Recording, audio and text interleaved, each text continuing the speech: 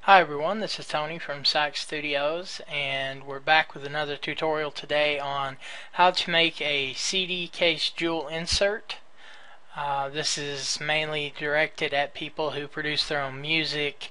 Could be anything from hip-hop, jazz, rap, country, you name it. It'll work for any situation. Now, I know you see a lot of homemade, especially for the rappers, the homemade with the big bling text, and it looks so cheesy and so bad it just makes me heave inside just to think about it. But we can do it elegantly and make it look nice. So what I'm going to do is I'm going to take you through a process that is very easy to mimic. You can follow along with me. I'm going to go slow and teach you some methods on how to make something that can look nice. So for our purposes, we're just going to use fictional characters, and so let's go ahead and create a new document. Now, I've got a preset saved. What you're going to want to do, especially if you're going to have this printed for a jewel insert, you want to have 1425 by 1425 pixels with a resolution of 300. Everything else you can leave the same. Go ahead and choose OK. Alright, now you can do gradients, you can do anything you want, but for the purposes of this, I'm going to show you something else. So I'm going to bring in a picture of this pretty girl, and we're going to do some work on it. So now a lot of people like to go up and they like to mess with the layer properties and the layer style from here. I'll do that sometimes if it's called for, but I much prefer the adjustment layers found right down here. So let's first start off by adding an adjustment layer, and let's go ahead and change our levels. So alright, for our first value, let's go with something like 20. We want to darken that dress a little bit. The middle value, something like 0.80, and we're going to go ahead and leave that last value the same. Okay. We're going to go ahead and add another one, this time hue and saturation. Alright, and we're going to go, let's see, negative 14. We're going to go negative 100 on the saturation, because we want it to go completely black and white. And then finally we're going to do negative 17 on the brightness. So we've darkened it down, we've made it black and white. There is a purpose to all this, I promise. Now at this point I would recommend, let's just go ahead and flatten the image. Okay, so we're black and white. Let's go ahead and double click on it to unlock the layer. I usually don't do this, I usually duplicate it first, but in this case we're starting with our own creation, so I don't see much of a problem in it. And you can save along the way. This might be a good time to go up to File and save different points in case your computer crashes. You don't want to lose all your hard work. So now that we've merged the layers, we're going to add yet another hue and saturation layer, but this time we're going to colorize. Okay, and I know that might not make a whole lot of sense because we just made it black and white, but stick with me and you'll get it here shortly. So now that we've colorized, let's go ahead and, well, we've got 291, 25 looks good. Let's change that to negative 4. Give it a kind of a purplish violet, almost pink hue. So that's actually really good. So now what we're going to do is we're going to go ahead and hit Control I or Command I on a Mac, and that'll invert. So the reason we've done this is now we've got our hue and saturation layer with a layer mask. Now, if you followed along with me with any of my other videos, you'll notice that I like to use layer masks because they're easy to manipulate, and if you mess up, they're real easy to fix. So for this particular one, we want to make sure we have our mask selected, and you can tell by the white box around the mask. We want a soft brush, okay, and we want to make sure white is selected. Now we're going to go ahead and zoom so you can see perspective here. So let's go ahead and zoom in right down here onto this rose. And the reason we're going to do that is we're going to alter the color using the mask. So as you can see, we're coloring, and basically what we're doing is adding color back, and we're just going to color the rose, not everything else. Now again, I could spend a lot more time doing this slowly, but I want to get the idea across, the point across, and I want to make it look nice, but again, I'm not going to spend a ton of time on it just because I think you get the idea as I go along. And as I was mentioning before, see how I came over and purple is off a little bit. Well, the good thing about that is I can flip to black, come over here, and that just goes right away. So we don't have any overlaps that we don't want. Now, let's go back to white, and let's scroll up to her lips, because we're going to make the rose and her lips roughly the same color.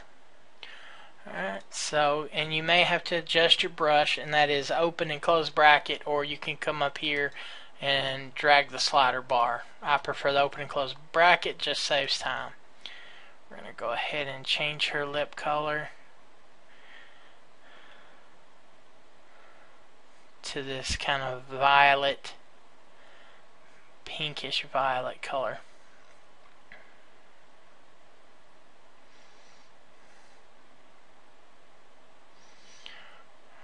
And it's very simple to do,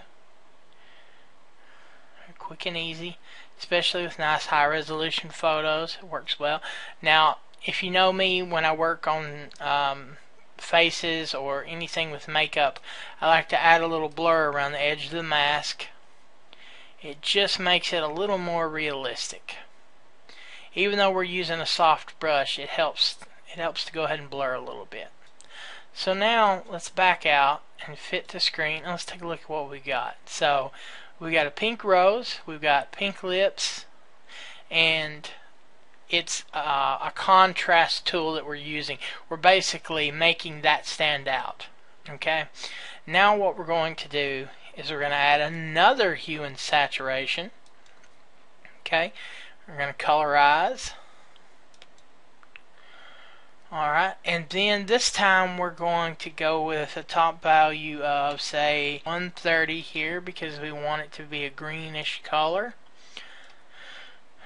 Our saturation we're going to set to about 50, and our lightness we're going negative 37 on that.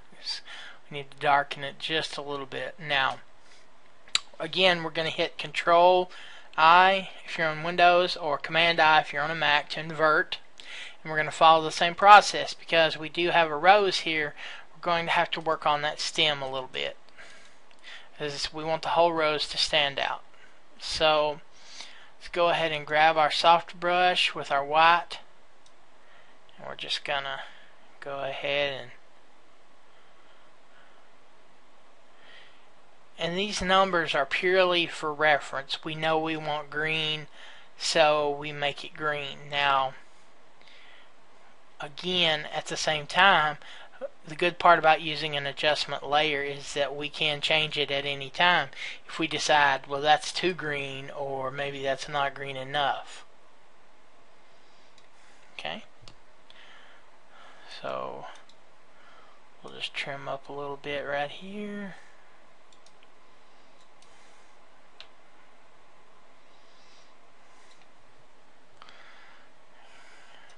And we need to get the green area in her hand where she's holding it. And finally the stem, which will come out where one of the thorns is. We don't want to color the white spot on the end because it would normally be white when you cut the rose. That's just the way it is. So let's back out and take a look and see what it looks like now. So that looks pretty good, but green is just a little too green, and that's where the saturation comes in. So we take the saturation and we bump it down, change it to, oh, say somewhere between 20 and 25. So let's go with 23. Now that looks a lot better. Okay, now we're going to duplicate this layer.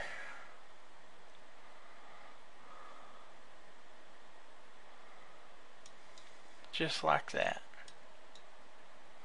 Now you see how that got a lot greener right there? Now it's looking more like a real green. So now I want to go up here to her eyes because I'm going to make her green eye stand out. And we're just going to use the top layer we just made. Okay? And we're going to go ahead, and because we want it to look natural, we're going to just color around her eye here. Alright, and again, like I said, when I work with a face, I like to blur a little. Okay, now let's zoom out and take a look. Now, we've got this. Let's go ahead and pop up the lightness just a little bit. We don't want Incredible Hulk eyes, but we want it to look realistic. So there we go. So we can see her eyes really, really green. And her lips are nice and pink. So we've got a really good foundation for what we're after. Now, maybe your album is going to be, you know, it needs a parental advisory. Maybe there's explicit lyrics. So let's go ahead and add one of those and see what it looks like. So let's go ahead and grab that, copy it, or pull it over and paste it onto our picture. And we're just gonna go ahead and transform it. We're just gonna hold shift while we grab a corner, and that transforms it down evenly. Alright, so we want to go ahead and just move it to somewhere around here. Now I know that looks weird with a big black box around it, but I'm going to show you a trick that we use that makes it work a whole lot better. So we're going to go up here to our blend modes for that, and we're going to change it to linear dodge add. Okay, and as you can see, the box goes away and now we have a nice splatter. It's a little bright though, so let's go ahead and grab the opacity. Let's go ahead and bring it down to something like 77. I think would be good. Alright, so we have our parental advisory explicit content. Okay, now we need to give this woman a name, or you can put the title of the, you know, the title of the album. However, this is, and for this purpose we're going to have a self-titled album, and we're going to go with, let's see here, let's go with Fiona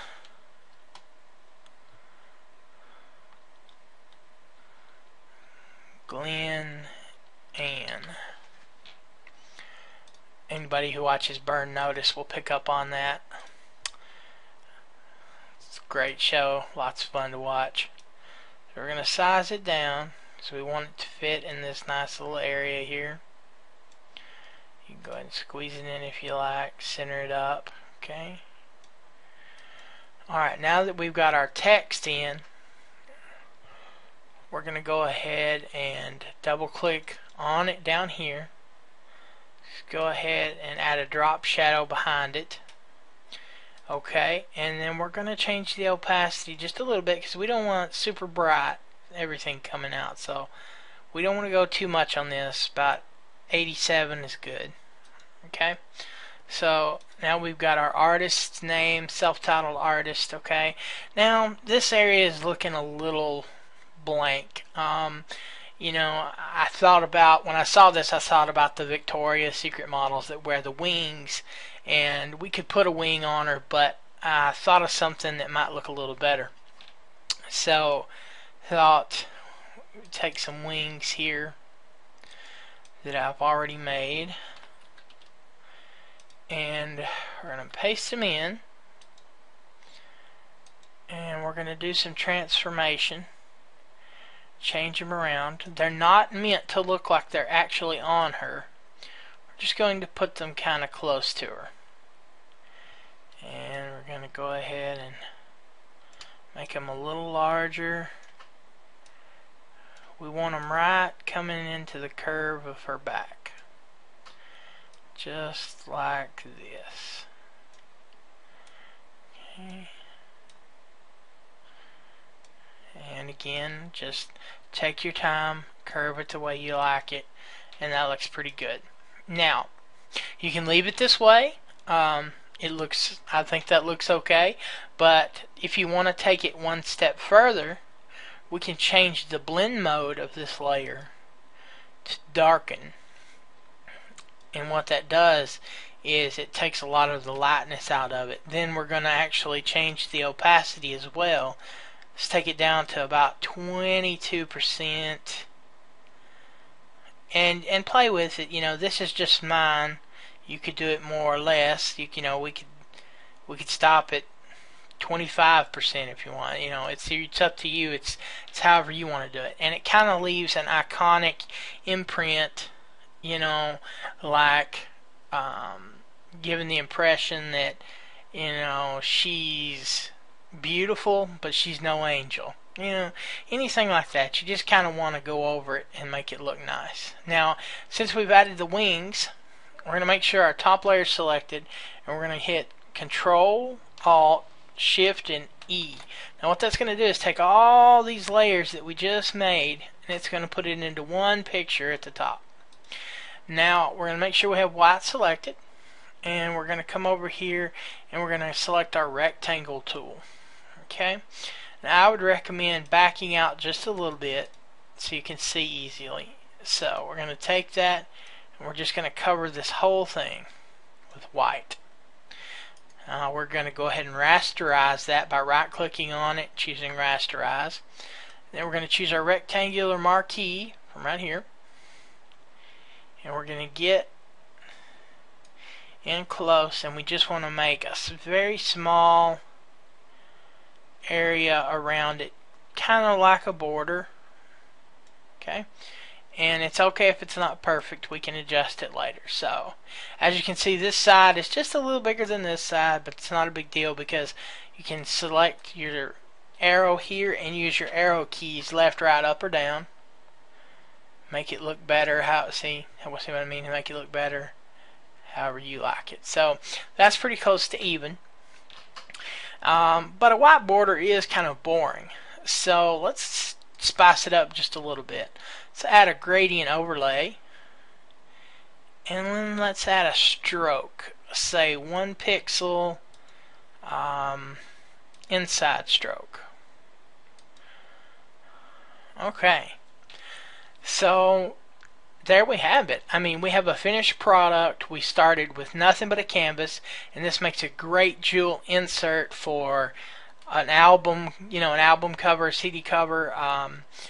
I think it looks nice. The contrast and the color makes everything stand out. You can colorize the text to match the color of the lips if you like. You know, you can kind of do anything you want to do with it, but I just wanted to show you how you can make a classy looking cover with minimal effort. Later on, in my next tutorial, most likely I'm going to be showing you how to make a DVD cover, the inserts for DVD covers. That'll be a little bit more involved for people who make their own movies, people like the Angry Video Game Nerd, or anybody who makes sets that they produce and send out. Doctors, with sample videos, anything like that it can be used for. So I appreciate you stopping by and checking this out. This is Tony from SAC Studios. You can check us out on Facebook at facebook.com/SAC Studios, or on Twitter at twitter.com slash psych_studios, or just at psych_studios if you're real familiar with Twitter. And thanks for stopping by and watching again. I really appreciate it, and I'll see you next time.